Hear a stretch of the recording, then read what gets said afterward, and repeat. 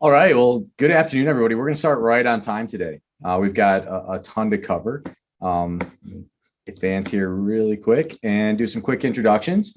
It's been a little while, Charlie. It's been a couple months since we did this. So happy to Yeah, have you back on. the whole world I has imagine, changed. yeah, you were just waiting for something to happen in the markets, right? That's right. It's getting too boring. Yeah.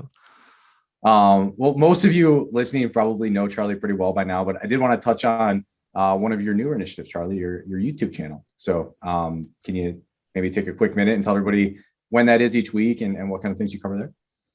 Yeah. So just putting out hopefully educational stuff and my thoughts on markets, investing, a lot of the different charts that I put out on Twitter or I write about themes on the blog and just putting it to video. I know a lot of people like the video format. And so we've been doing that about a month now and so far so good. And check it out if you're interested.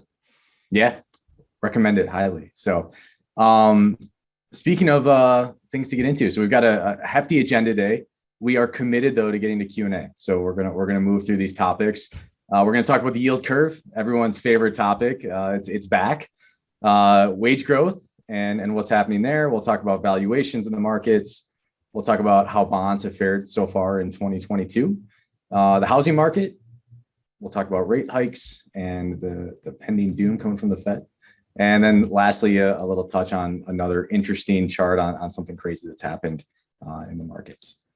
So jumping right into the topic, I think, what's kind of become the granddaddy of doomsday predictors of recessions, the inverted yield curve. It's making headlines again. Charlie, tell us what's going on. Yeah, everyone, this like you hear that word inverted yield curve and right away. It's just really it's a word that's feared and it does have a long track record. And so in early April, what we saw is an inversion in one part of the curve. So if we're looking at the spread here between the 10-year and the 2-year treasury yields, well, that went negative with the 2-year rising above the 10-year. And so this is a relatively unique situation. Normally in the yield curve is just simply the US Treasury marking looking at different maturities. So typically you see an upward sloping curve, which basically means that investors are demanding a higher yield for higher maturity, which makes sense, right? If you're going to buy a 10-year bond, normally most people want to get a higher yield than parking their money for 2 years, right? Just for that lower level of liquidity, you have more volatility in longer term bonds. There's a number of reasons. So when you see this inversions, it's often an indicator that there's something different going on. And there's the theory behind it is that the interest rate market is really a reflection of investors' expectations about future growth. And when you have this inversion going on, they're saying something negative about future growth. So they're actually bidding up that longer end of the curve, so the 10-year in this case, and driving the yield lower than that shorter term yield, and on the expectation that growth in the future is going to slow, and then interest rates on the short end are going to fall either through the Fed cutting rates or just slower economic activity. So that's kind of the theory behind it, and the reason why investors fear it is because if we go to the next slide, the last 6 recessions in the US have all been preceded by this inverted yield curve, looking at the 10-year minus that 2-year spread. So as you can see the table here, you'll notice, all of the recessions in the past 40 years, we have data on the 2-year yield going back to 1976, have been preceded by this indicator. So pretty good track record in terms of you get an inversion and then sometime later you have that start of recession. But anyone who's an astute observer immediately will go to that right part of this table here. What do you notice there, Caleb, in terms of that last column in this table? Yeah, if seems to be clear, when is a little less clear. Yeah. So a recession, I guess, is always coming at some point in the future. The key question is, when is it coming? And though this indicator is the best that we have in terms of economic indicators, and it's actually a good thing that there is some lead time, so it gives you some time to prepare. That lead time is very variable, right? So we have as short as 7 months, and that was before the last recession that occurred during the pandemic, and likely would have been longer if not for COVID. and as long as 35 months before the 2001 recession. So if you're saying that the future is going to be the same as the past in terms of this indicator, well, then your expectation would be that the economy could go into a recession as soon as November of this year, but as late as let's say 2025, right? So it's pretty difficult to do something that with that information, given that widespread in terms of the economy. But you can't dismiss it all altogether. It's just, when is that recession actually going to occur? And that's one big problem with it. And the other problem is this next chart here in terms of the looking at the yield curve in a broader sense. So this is another important spread that people have looked at, and actually has a longer history than the 10-year minus 2-year spread. It's looking at the 10-year minus a very short duration treasury bill, that 3-month bill. And as you'll notice here on the chart, instead of being inverted, below zero, it's actually moving in the other direction. It's actually steepening this relationship, where the 10-year yield has been rising much faster than that 3-month yield. And this is a reflection of a few things, but importantly, the 3-month is tied to that Fed funds rate. So it's very closely correlated with the Fed funds rate, and the Fed has only hiked one time so far. And so you've had this situation where that longer term yield has been rising with rising inflation, the 10-year yield, but still that 3-month is kind of anchored to Fed policy. So as the year progresses here, I suspect this will start moving in the other direction as the Fed gets more aggressive. And we'll talk about that in a little bit in terms of hikes. But if you're looking for a reason to be skeptical about that inversion of the 10-year minus 2-year, I think this is probably the best chart to point to. And Charlie, as investors, we have relatively short-term memory sometimes, but I think, most people remember the latest inversion because it wasn't that long ago, back in 2019. I remember we were actually talking at that point, and one of the things we were talking about was the yield curve was inverting, but it was happening in an environment where rates were hitting all-time lows. Rates were coming down. And I think also at that time, the 10-year to 3-month inversion happened before the 10 to 2s actually happened. Mm-hmm. But so it's different this time around, where we're seeing rates rise, rise pretty fast. Talk about how that changes your feelings going forward from just knowing there's an inversion to knowing that it's happening when rates are rising. Yeah, so every time is different is one of my favorite sayings. So yeah, there's no two inversions that are alike, but this situation here is obviously much different than what was going on in 2019 when we saw that inversion. You had back then the Fed was cutting interest rates, and you had the longer term yields falling faster than the shorter term yields. So opposite scenario now, at least looking at 10s and 2s, right, where both are rising and the Fed is in a hiking cycle, and just you're seeing that shorter term yield, at least looking at the 2-year, rising faster. So that's one big difference. The other is this 3-month treasury yield still being so low, right? So we haven't seen a recession, of course, in history where the Fed was at where they are today, which is 25 to 50 basis points, still very easy monetary policy. Again, back in the last inversion and every inversion before that, the Fed had hiked multiple times and been much more restrictive in terms of monetary policy before we got to the point where it started hitting the economy. And we're going to talk about that in terms of the stock market and Fed hikes later. But I think just a broader point in terms for investors. So beyond just the economic indicator, and it's pretty sound in terms of its predictability, but we don't have this, the entire yield curve. So we could say the odds are maybe less than if we had both of them aligned. But in terms of the stock market, of course, it's a very difficult thing to trade off of, right? If you're looking at that, if we go back to that prior slide here, and we look at the 6 recessions, and we look at when that first yield curve inverted, and we ask ourselves, well, when did the stock market peak? Well, it's going to be in all of those cases sometime after that, right? So the stock market's also a leading indicator of the economy, like the yield curve, but not nearly as long of a leading indicator. So, if we look at the situation, for example, in August 2019, okay, the stock market continued to go up until February of 2020. Then it went down, of course. If we look at 2005, the stock market didn't peak until October 2007, and so on and so forth. So you tend to see the stock market continue to go up for some period of time, even after that first inversion. So you have to be careful. What are you doing with that information? I wouldn't dismiss it outright, but we have enough today to at least say be skeptical. Don't throw it out altogether. I do think investors are saying that economic growth is going to slow this year. The question, of course, is there going to be a recession this year? And so I think that's a good time to do our poll here.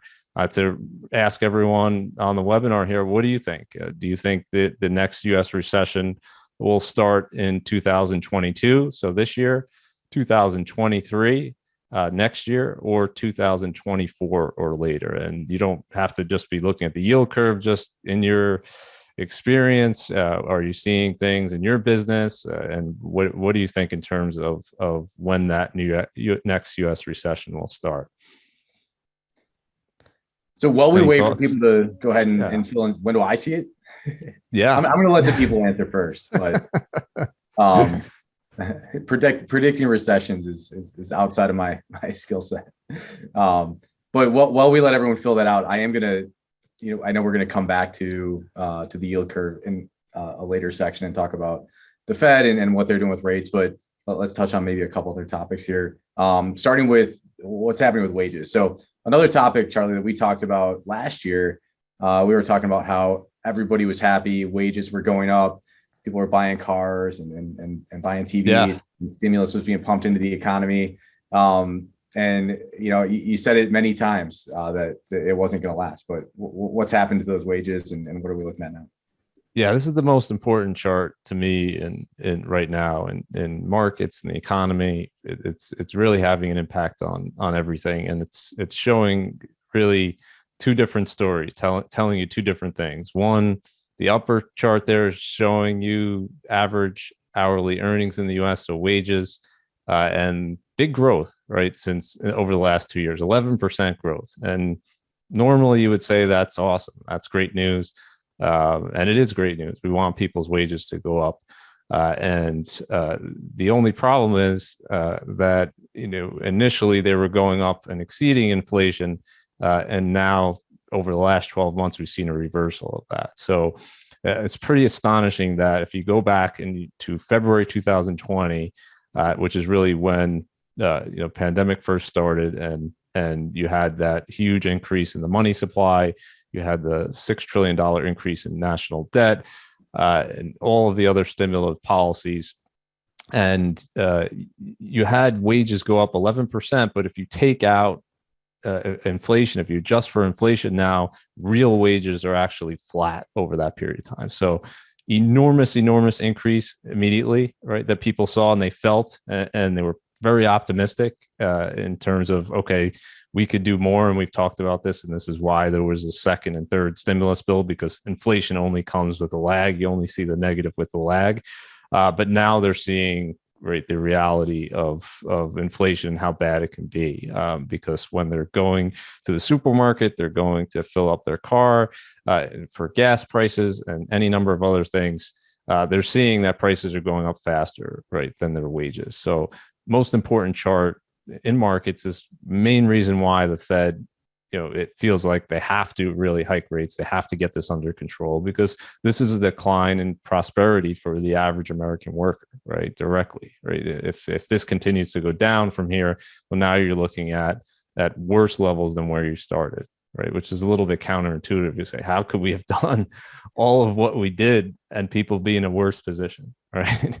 But that's the reality, right, of printing more money, and there's a price to pay. Free money isn't free. And if we look at the next chart here, this is just illustrating, how out of whack the policy is today in terms of where inflation is and where that monetary policy is. So we got this week the highest inflation rate since 1981. I don't know if you probably weren't even born yet, Caleb. Not quite.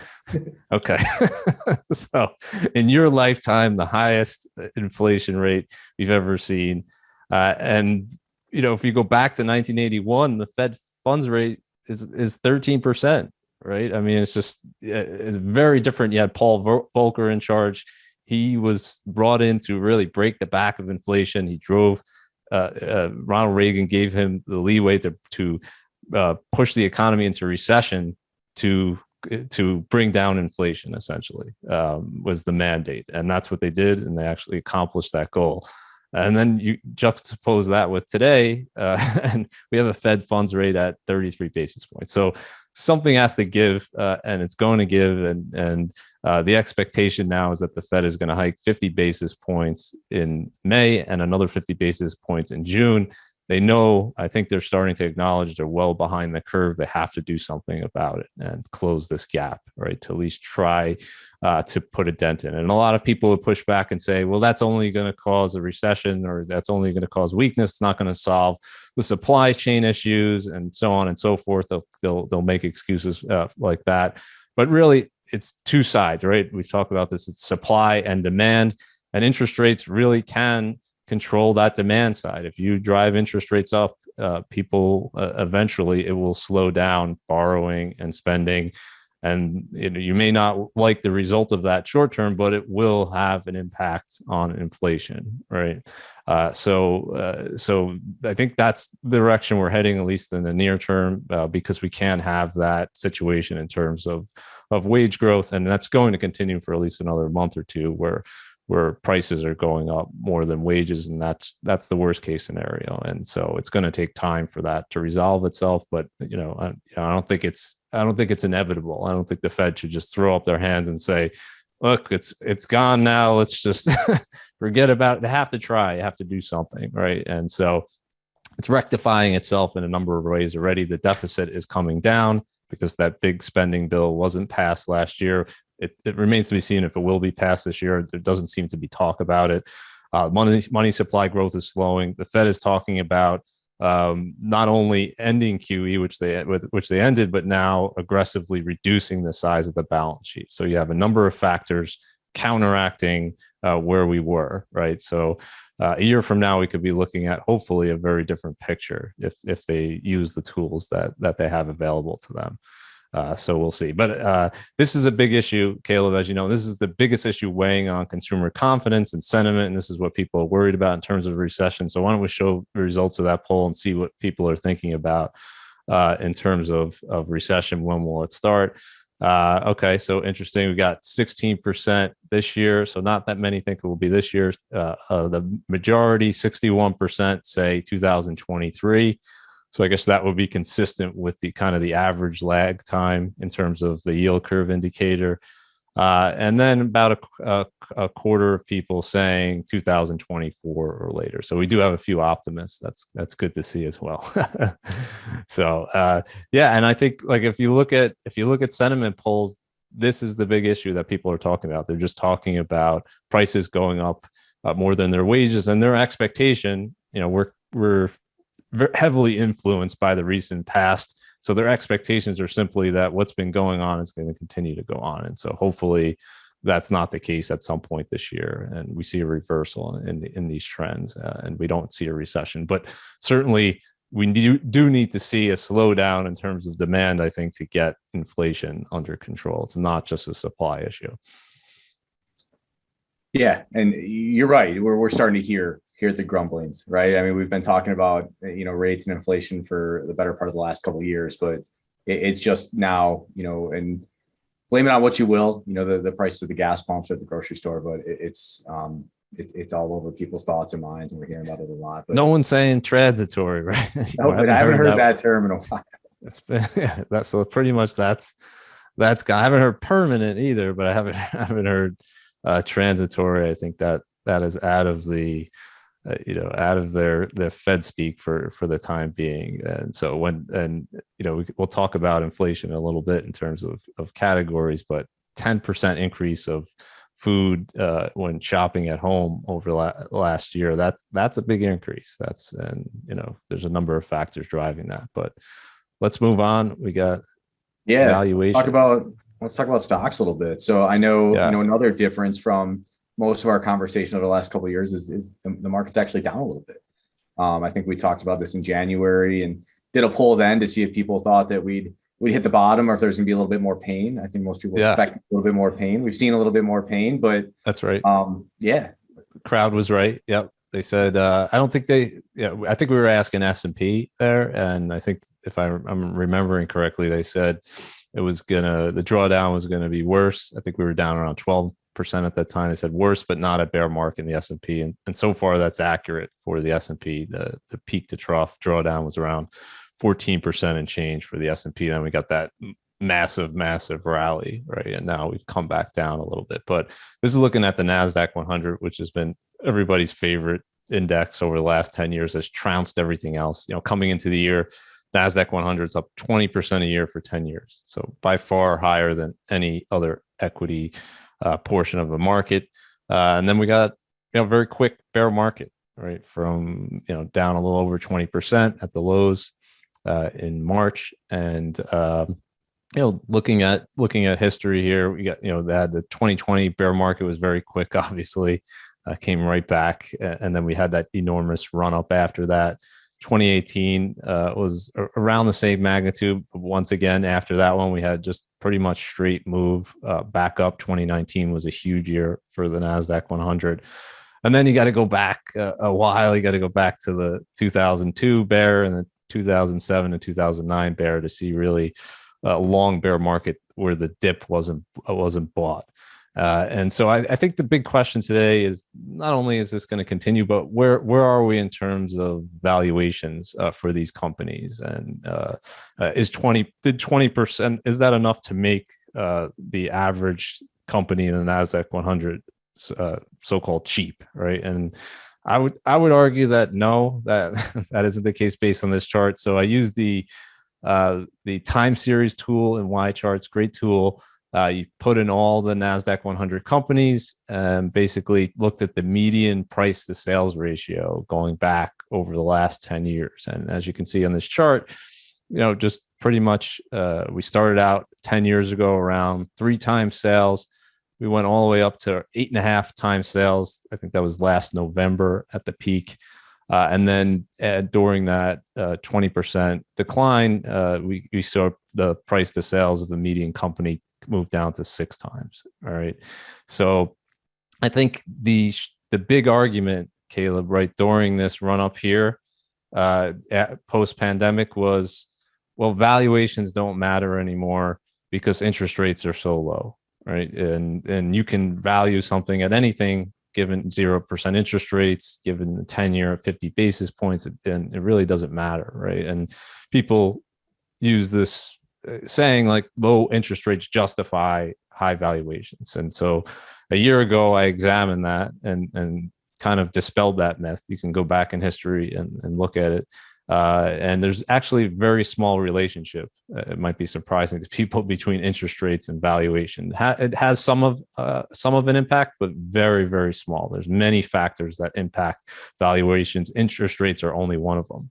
And so here's an interesting situation, right? We're at 6 times sales today for the median company in the NASDAQ 100. If we go back to 2012, 10 years ago, the 10-year treasury yield was at 2%. So we're at 2.7% today.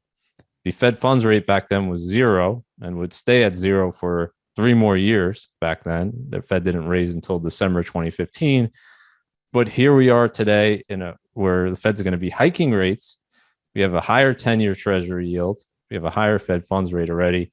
And yet the multiple on the median NASDAQ 100 company is double what it was back then. So if anyone's still thinking that interest rates really are driving that valuation equation, they have to look at this very closely and question that. And so how low can valuations go? I would argue they don't have to, of course, but they could go much lower, right? Regardless of what interest rates do, because if you take out just that period from 2020 to 2021 and you go back in the history, that's still pretty high, looking at 6 times sales. And what's really been holding that up is really the biggest companies in the NASDAQ 100, the Apples, the Amazons, the Googles. They haven't been hit as hard as the high growth segment. So the high growth segment has repriced much, much faster than really the blue chip NASDAQ 100 companies. As we're getting into earnings season here, though, Charlie, like if we see revenue growth, at some of the pace that we expect to, based on some of the things changing in the economy, these valuations could change, because of that, as opposed to more sell-off in the market, right? Correct. Yeah, two ways for this to come down. Yeah, that's a great point, right? So they could grow into it, right, and it'll come down on its own, or the price can go down, right? So yeah, we could do this where it's just over time, where the Nasdaq 100 goes sideways for next 3 to 5 years, which after the run up it's had, talking about 20% returns for 10 years, that wouldn't be surprising to have a slower rate of growth, right? And that would bring the multiple down, assuming sales growth continued, right, at these companies, right, and there wasn't a recession and so on. Or you get a repricing, right? After the 2000 peak, we got a repricing. I mean, that was the Nasdaq 100 went down over 80%, and they repriced that way, right? But every time is different, and we certainly don't have to see the same outcome. But the point I was just trying to make is that valuations can go lower, and a 20% decline after the run up we have doesn't make these companies cheap. They just make them cheaper than they were. So you're not a value buyer yet. It's not, I don't think you ever buy these companies on value, but no, this is, if you are going to, this is not the time to say, this is a low valuation for this group of stocks, right? It's just, you can't say that just looking at the data, right? So I think we could see many different scenarios, but to argue that these companies are cheap when really that 20% decline in the NASDAQ really just took you back to early 2021. It only took you back a year in terms of the pricing. So that's not a lot, right? And typically a bad bear market will take away years worth of gains, right? And so not predicting that's going to happen, but that's certainly a possibility. Investors have to be aware of that if they're in these types of stocks, that the multiple can get cheaper, right? And you're right. Earnings are coming out this week. You're going to have much tougher comps in terms of year-over-year sales and year-over-year earnings, right, from last year. Now we're comparing with record earnings in Q1 last year versus, the pandemic dip in earnings. So very different situation now. So the expectation should be that growth is going to slow. The question is how much, right? Is it going to miss expectations, right? And we've seen stocks like Facebook, or I guess it's called Meta now, but I'm going to continue to call it Facebook. Stocks like Facebook and Netflix and names like that, really reprice. But again, the big four, so to speak, haven't yet. So we'll see. All right. Well, you talked about how rates don't necessarily affect valuation. Rates do affect bonds. Oh yeah. It's been a tough year for bondholders, but let's go into a little bit more detail about how tough it's been and how unique it's been. Yeah, this is uncharted territory for bond investors. Pretty painful if you have bonds with any type of duration, unless you're in short duration bonds or treasury bills or cash. This has been the worst year for bonds in history, and we're only a few months into the year, of course. So 7.9% looking at the Barclays Ag. The worst year before this year was 1994, right? Down 2.9%. So multiples of that. And the pain is pretty widespread. If you look at the table on the right side there, we're looking at the worst losses, of course, in these long duration ETFs, the TLT or zeros, right? Where you have these huge durations. So duration basically means your sensitivity to interest rates. So the higher the duration, the more loss you're going to get for every 100 basis point. So 1% increase in interest rates, that's the percentage roughly you're going to fall. So if TLT has a duration of close to 19, if interest rates go up 1%, it's going to see a 19% loss. And then you have the coupon to cushion that a little bit, but not much coupon coming into that. So you have every segment of the bond market except for the T-bills really down this year. High yields, we've seen spreads widen, not huge, but that's down as well. Investment grade is having its worst year pretty much ever. That's the LQD here. It's pretty widespread, and you touched on the reason for that, but it's really that rise in interest rate coupled with the starting point, right? So August 2020 is when this bond bear market started. It's now the longest bond bear market in history. Going back with data going back to 1977, we haven't seen a drawdown in bonds last this long ever. And the reason for that is low yield equals low future return. So that all-time low in yield that we had in August 2020 with the 10-year at 50 basis points was predicting very bad returns going forward if interest rates rose at all. And now we've seen what's happened. They've gone up to around 2.7%. So you're looking at a 10% loss just on the like a 5-year duration, right, bond, but no coupon to cushion that loss. So we're bond investors. How should we, if you weren't in these bonds or you're looking at it with a fresh set of eyes today, what should they be thinking? Well, you're a little bit more optimistic. Now, at least you have some yield, right, to cushion that return. So if we look at the AGG, which is the largest bond ETF, right, 2.6% today, not huge given the rate of inflation, but better than 0.5%, right? And so if we're looking at, if let's say the 10-year goes to 3.7% from here, you lose another, 5-6% in terms of the price loss, but at least now you have a 2.5% cushion, right? And that's rising every month. So in terms of your reinvesting at that higher yield, over time. So better position, but still in a historical context, still not very high, and it's certainly not high given the rates of inflation. If they're going to persist, this is still pretty low, just better than it was. The other thing we talked about bonds, last year, maybe a couple of years ago, over the last couple of years, Charlie.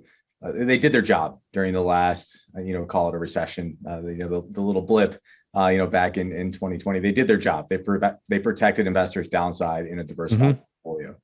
We've seen a situation this year where stocks are down, bonds are down. They're not really, I guess, doing their job in protecting on the downside in those portfolios. How do you think about that from a diversification standpoint?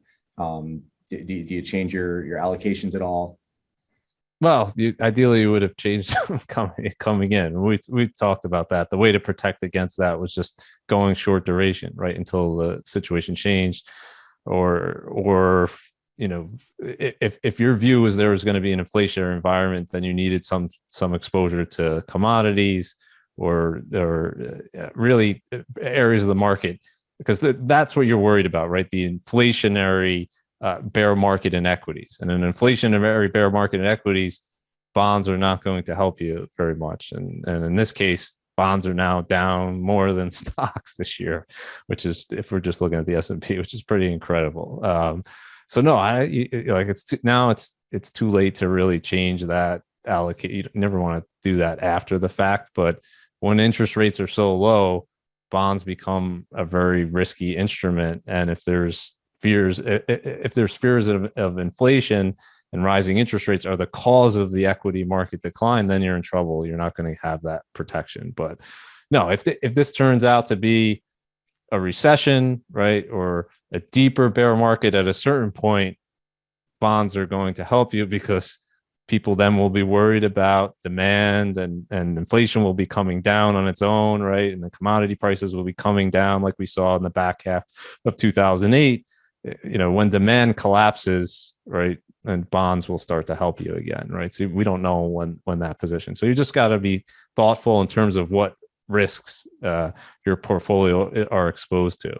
That's the way I would look at it. But no question, we haven't seen stocks and bonds down like they were in the first quarter in a long, long time, right? It's just, that only really happens in a stagflationary type of fear environment, right? Not saying that commodities exposure would have helped for sure, as we'll get into some YCharts later. That's right.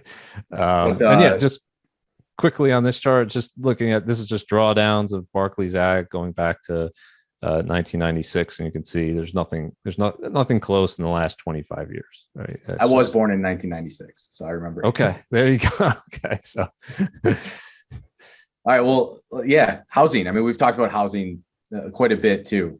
We've talked about kind of the big increase in housing prices, and that coincided with huge decreases in mortgage rates. You talked about the Treasury being at, on the 10-year being at 50 basis points. I think at that same time, mortgage rates were hovered in the low 2%.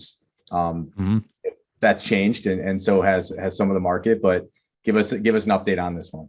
Yeah, housing market on fire, right? Last year was a huge year for the housing market. 2020 was a strong year as well. And what we're seeing today, these are Case-Shiller numbers. They have a few month lag, so this is as of January. But we're seeing just a rising tide that's lifted all boats. So we have every single major metropolitan area in the U.S. Up over 10% in the last year. We have places like Tampa and Phoenix up over 30% in 1 year.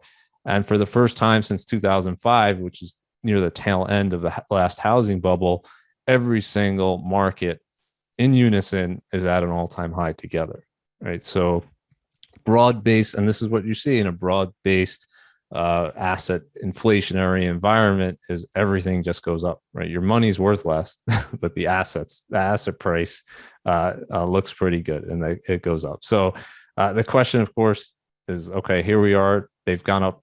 Prices have gone up nationally 19% over the last year. Is this sustainable? What could slow it down? What could cause it to move in the opposite direction?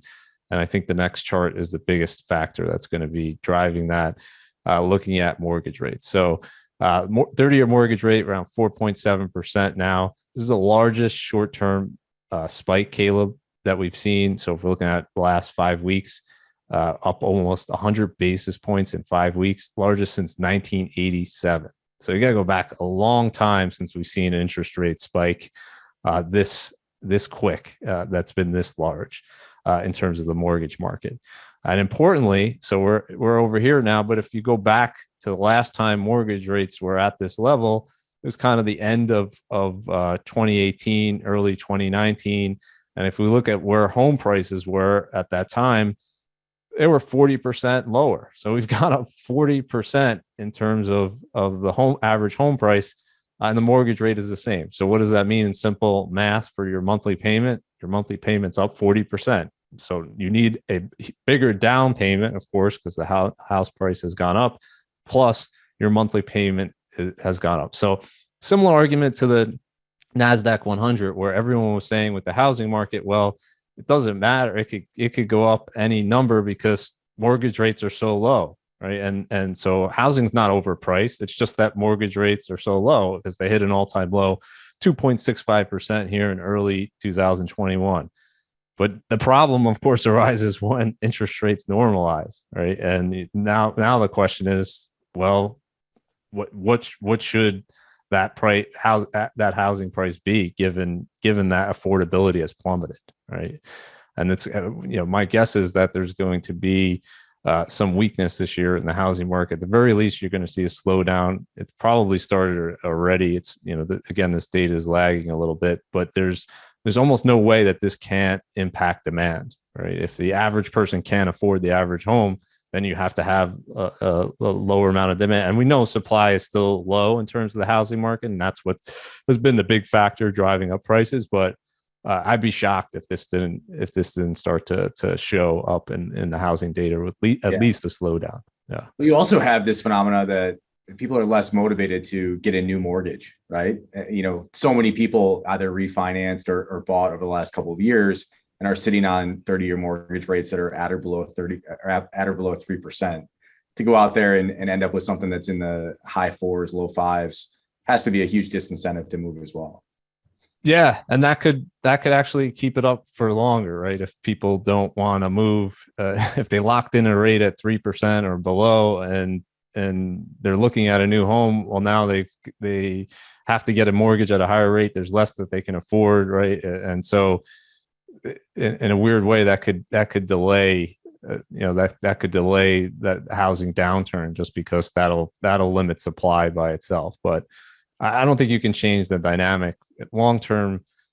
The average house has to be affordable at the average income, unless you change lending standards like we did in the last housing bubble and require a lower down payment or allow people to lie about their incomes. And at the end of the day, you want housing prices to be affordable. That's because that's good for the economy. You don't want people spending a super high percentage of their incomes on housing because it's not really a productive good, right? You want that money to be going into innovation and technology, exportable goods. And so another housing bubble is really not what we wanted, but here we are. And and now we have to deal with it. So we'll see what happens. And the mortgage market is going to be the big factor. And now that the Fed is just stepping away right from it, we haven't talked about that, but is it a coincidence that mortgage rates have gone up so much when the Fed finally stopped buying mortgage bonds? Maybe, right? But I would doubt it. Well, speaking of the Fed, moving right along here, everybody's aware that the Fed's now planning on hiking rates. Changing their balance sheet, which, all of this could have an impact on the economy, but, everybody's looking for how's this going to affect the stock market in particular. Yeah. So I put out a post, before the first rate hike, which they did in March, just going back, looking at history, last 4 hiking cycles, and basically looking at what happens, right? Fed hikes rates. I think a lot of people's assumption is that's bad, right? Because we've been conditioned to believe that easy money is good and any opposite situation is bad, and any type of more restrictive policy is bad.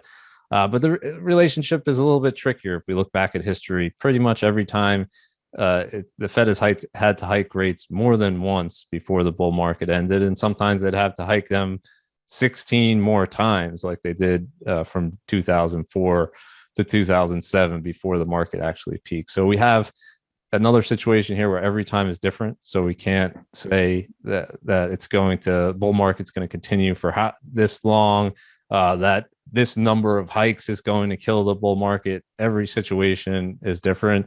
1994 Fed hikes rates, and it takes over 4 years before there's a 20% decline, right? And the market's up 180% over that period of time. So vastly different outcomes all across the board. I think just the broader point here is that a Fed rate hike alone isn't enough to sell your stock positions, because more often than not, stocks tend to go up. You need other factors driving that decision. If you think you should reduce your equity exposure for other reasons, that's fine. But just because of a Fed rate hike, I think that's probably the wrong decision. And if we look here just briefly, Caleb, after that first rate hike, what you'll notice here in 2015, in 2004, in 1999, and also in 1994, pretty much every single time you had a period of sideways action in the market, digesting that after that period. Not to say that that's going to be the same, but we haven't seen a situation where the Fed starts hiking rates and the market just like takes off right then and there.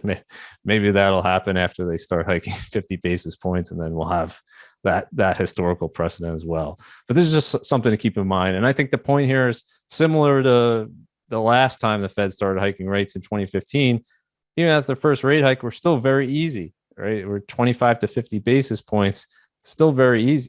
That might change in a few months if the expectations play out, but still incredibly easy policy.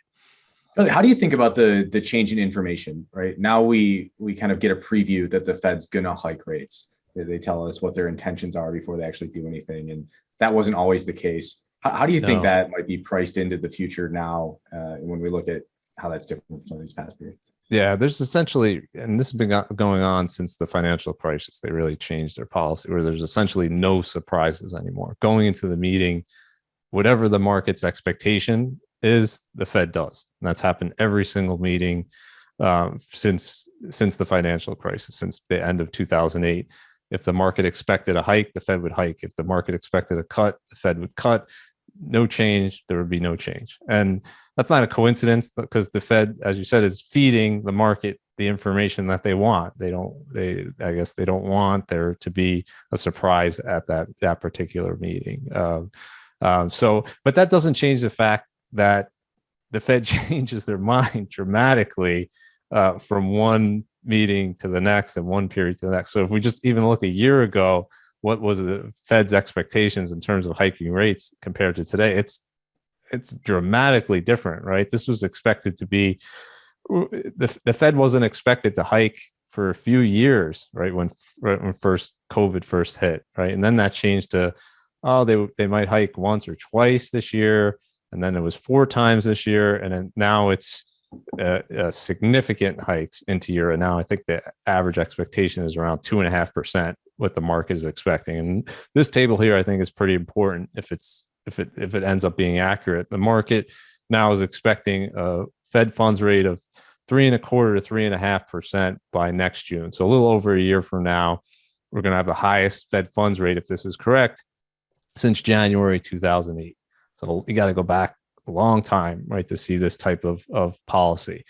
And how much weight do you put on this? I put almost nothing, because any number of factors could change this in either direction, right? If there's any hint of economic weakness, if the stock market's down 30%, 40%, I think for sure this calculus will change, right? I think this is assuming the status quo today, that inflation remains high, the economic recovery continues, and all else equal, then the Fed might get to this point. But all else is almost never equal. But I think this is an important factor in terms of what we looked at earlier with that 3-month and 10-year spread. If this does turn out to be the case, well, then we could be seeing an inversion, a higher probability, let's say, of an inversion of that part of the yield curve at some point in the next year, right? Assuming that 10-year doesn't really rise to, let's say, 4% or higher, right? So that part's interesting. But then if that yield curve inverts, then do you have a lag again before the recession? And then we'll be having that same debate. Yeah.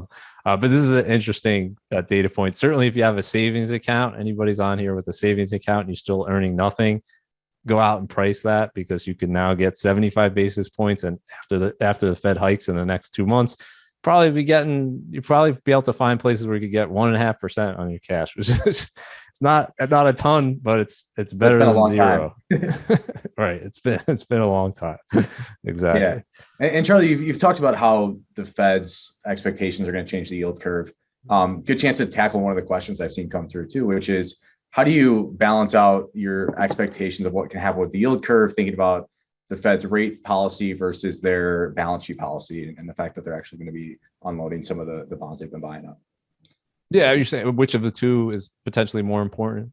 Yeah, because I guess you could see the Fed impacting the longer end of the curve with that balance sheet policy, whereas exactly. That's exactly right. It's always a little trickier in terms of the QE part, just because the Fed, they're not as big of part of that market, and they're not dictating things. So that longer end part of it will be them potentially selling bonds, right, driving yields up, but a bigger part will be just supply and demand from investors, from people overseas, and it's just such a bigger market for them to kind of control. And so I always put more weight on the rate hike part, and I think that's the more important part, for sure, in terms of what it's going to do to impact demand. And yeah, this is the last chart here. I think is probably counterintuitive to people, because we've been conditioned. Let's face it, Caleb. We've been conditioned to believe that we always want the Fed to be pursuing easy money policies, right? And that they should always, if we're bullish on stocks, we want to see the Fed cutting rates or doing QE or any number of other things, right? And we never want to see them hiking rates, right? Which we kind of dispelled that notion a little bit, showing you that stocks can indeed go up. And maybe on the next webinar, I'll show you other data showing you the stock market actually does better when the 10-year treasury yield is rising rather than falling, which is a little bit counterintuitive to people.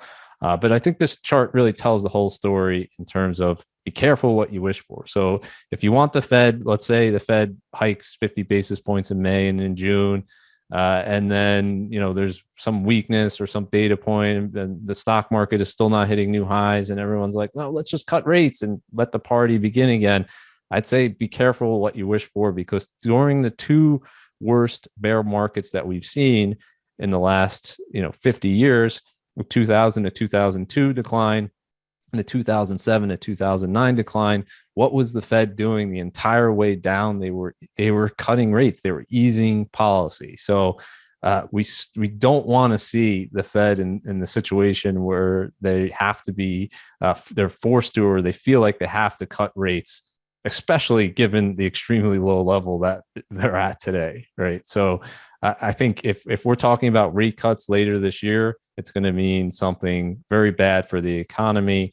And I don't think that's going to be good for the stock market. So I know it sounds a little strange, but I think you actually want to see the Fed hike rates, even if it means some short-term pain or sideways markets, or worse than that, because the alternative is going to be much worse. You're going to have something akin to a double dip recession, and something, or potentially much worse, right? If they're forced to cut rates.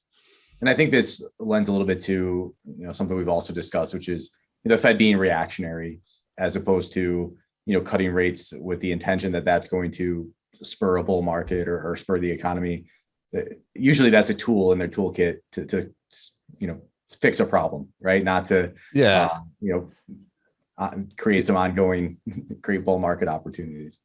That's right. And then we can debate, but like my opinion, of course, is they've kind of changed that, and they've made that kind of the base case policy, which is to be easing, and under the argument that there's really no downside to that, and we're seeing today that there is some downside. But yeah, for sure, the reactionary nature of the Fed on both sides is one of the reasons purists like me say the Fed needs less influence in the market, and let the markets really dictate. Don't let a group of people sitting in a room determine what the most important interest rate in the economy should be. How could we possibly think that they're going to get it right? And so, even if they're the smartest people in the world, they're going to get it wrong. They're going to be influenced by politicians. They're going to be influenced by wanting to err on the side of trying to keep it going rather than doing the hard decision, right? It's any number of factors, but I don't think we're there quite yet, but we could be hopeful after we learn this lesson here from this inflationary period. Maybe we'll put less emphasis and give them less power, but I don't think that's going to happen anytime soon. All right. Well, we've got one more chart before we'll get into some Q&A. Kind of a fun one, I guess. Maybe not fun's the right word, but definitely interesting. Shows a massive spread that happened with oil prices, right? Yeah, and this chart should tell you that anything we've talked about today, take it with caution, because the markets can change on a dime. And anything, if you think that something's impossible, that it can't happen, and we've seen that, right, with inflation continue to go up. We saw it in terms of what commodities did after the invasion of Ukraine, and just some crazy relationships there. But crude oil is a pretty unbelievable one to go from 2 years ago, negative crude oil. So this is negative crude oil for the first time. It only lasted a brief moment, but still a negative price on anything, whether it's interest rates or crude oil, is pretty incredible. And you have basically the whole world shutting down.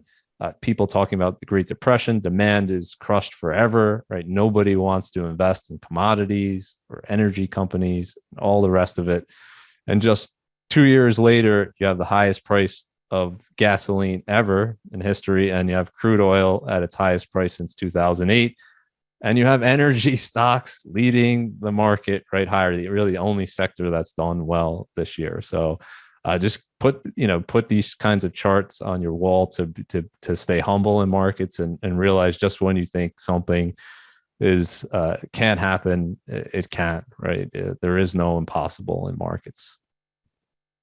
And anybody that's been holding those energy stocks and investing in commodities for the last 20 years is had plenty of pain that they should enjoy this. So yeah, for sure. Don't get too comfortable, right? Because in 2008, investors were pretty happy about their energy holdings, and then things changed very quickly back then. So it could go both ways. All right. Well, let's tackle a few questions. We've got a ton that have come through, and I okay, great. I'm glad we got to grab some and send them your way. Let's see. So a lot of questions kind of around this whole concept of the Fed hiking rates, and that ending inflation, and maybe bringing this problem to a close eventually, whether that be coinciding with a recession or not. But how do you think about how far the Fed needs to hike rates and how rates have to compare to inflation rates to actually see that turn happen? To see the point where it starts impacting the economy. I think that's what, I think that's what the yield curve is telling you, that, and that the fact that it's flattening is telling you that if the expectations are correct, right, and we get to that 3% kind of level, by next year, that will be leading to some type of a slowdown. Now, will be enough to be a recession or deep recession, right? These are important questions that we don't have the answers to. It's not all recessions are the same, and the stock market's reaction to recessions are very different. So in 1990, 1991, there was a 20% bear market. In 1990, the recession lasted into 1991. Stocks only went down 20% during that bear market. So we have it in our minds that recession is going to be much worse in terms of the decline. And during the COVID recession, again, that was the shortest recession in history, very different, but stocks went down around 35%, but then quickly rallied back, right, to new highs. So it's very difficult to say, exactly what the stock market's reaction is going to be. But in terms of the economy, I think you look at two things. One, you look at that yield curve relationship. So we'll be watching that 3s and 10 spread, right? And if the 10-year continues to go up, and we don't see an inversion there, then maybe it's saying that the economy can handle higher rates. And I also look at credit spreads. So looking at high yield credit spreads is one of my favorites to say. When the rise in interest rates becomes a problem for corporations, then you'll see spreads starts to widen because people will be worrying about, the bond market will be smart enough to say, we need to reprice that differential. And so far, the interesting thing this year is credit spreads have been pretty tame. I mean, high yield bonds are down, but treasuries of the same duration are down more. So it's, so far, people aren't fearing this, at least this interest rate rise is going to hurt corporations just yet, right? So it's not enough yet. I think if you're that could change very quickly, but that's the one interesting observation that I've seen. Is high yield spreads. Normally, when you have the S&P down 14%, you see spreads widen significantly. We got to like a little over 400 basis points on high yield spreads. Not a lot for that type of decline. So typically, you'd see much bigger widening. So there's still a pretty good bid for credit. So I'd watch those two things and just see. But there's no set point, Caleb, and that's like an important point here. There's no set point on the Fed funds rate. There's no set point on the 10-year Treasury yield. I wrote a piece a few years ago looking at that, saying, is there a 10-year yield where the economy goes into a recession or is there a Fed funds rate where it tends to break the market, right? What's the breaking? And there's no easy relationship to find there. You have recession start at all different levels of Fed funds rates and 10-year yields, right? So there's the other factors are very important. All right, so let's take at least one more question. Again, several questions kind of along. Anything on Will Smith and Chris Rock? we've avoided that one so far. Okay. We did get our obligatory question about gold, but we'll get to that one in a little bit. Okay. But several questions around just portfolio composition. Including, people are hearing a lot of questions from their clients about whether they should be, divesting from equities and moving out of equity positions. Also questions about tips and whether they've done their job to protect against inflation. You mentioned commodities. You also mentioned now is not the time to be reallocating, out of bonds. So, lot there, but how are you thinking about portfolio allocation and composition right now and changes, and how would you answer questions about that? Yeah. So during a correction, it's a good time to kind of take an inventory of how your portfolio has reacted and what you weren't prepared for, what you were prepared for. Are you taking too much risk, not enough risk? So this is a good time to assess. And again, if we're comparing it to really deep bear markets so far, unless you've had that high growth segment, this has not been a huge decline. So there's still time to think about it, right? And in terms of, we'll start with the equity portion, right, of your portfolio. What I always say, a good rule of thumb there is take whatever equity portion you have, let's say it's 60-40, so you're 60% equities, and do a mental exercise where you cut that in half, and you say, I'm going to lose 50% of that. And if that 30% decline would cause you stress, or you're too close to retirement, or any number of factors, then you can't be holding that much in stock, right? And you could say, oh, well, I'm going to time it so I avoid it and all these other things. But I think that's a good rule of thumb to have. Like, you base case it off of something that we've seen in the last 20 years, right? If you say something like the Depression, where stocks went down over 80%, well, then you'll never hold any stocks, right? So I'd start from that type of scenario. And on the bond side, it's really what's your holding period, how much risk you want to take on the bond side, right? And so still, we talked about credit spreads. They're not very wide, so you're not getting paid a lot to take credit risk. Now you're getting paid a little bit more in terms of duration. So if you were in cash, let's say the last 2 years, or in very short duration bonds, well, now you have a question to ask. Is getting closer to 3% on the 10-year, is that something, even if inflation, let's say, averages 4-5% over the next 10 years, that's something where you want to start a position in, just in case inflation isn't that high, or any number of reasons, right? So that's a tough one, but I'd say start to look at that. And, it shouldn't be all or none, but now to me, it makes more sense to start looking at things with duration, because you're actually getting some yield. And if yields continue to rise, then for sure, right? If we're here talking about a 3.5-4% 10-year, well, then much more interesting situation. Or credit spreads really blow out and you have high yield bonds at 10%, 11%, much more interesting. So what I always say, everyone's portfolio is different, but you want to prepare yourself for different risks going forward. So last year we talked about, were you prepared for that stagflationary type of risk? So did you have some inflation protection in your portfolio? And we talked about the downside of tips, right? Especially longer duration tips. And they have duration. And so if interest rates rise and a tip tend to rise during an inflationary environment, unfortunately, the tips that were issued, they have no fixed yield. So you have a fixed yield component, then you have the inflation component. So they're down this year, tips, right? And as we talked about, the better way to protect yourself in that type of scenario would be commodities or energy stocks, where you're just going to have a ton more volatility in those areas, right?